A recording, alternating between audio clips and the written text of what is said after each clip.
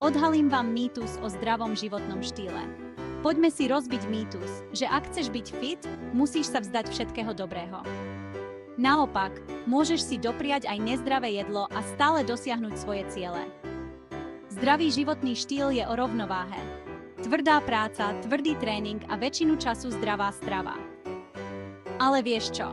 Môžeš si úplne bez výčitiek dopriať 2 dni nezdravej stravy. Ber to ako odmenu za svoju vytrvalosť a úsilie. Tieto dni pôžitkov ťa nezničia.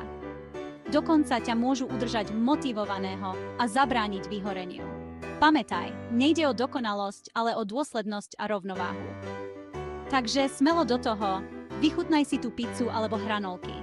Zaslúžiš si to. Len sa nezabudni s ďalším jedlom vrátiť späť na správnu cestu.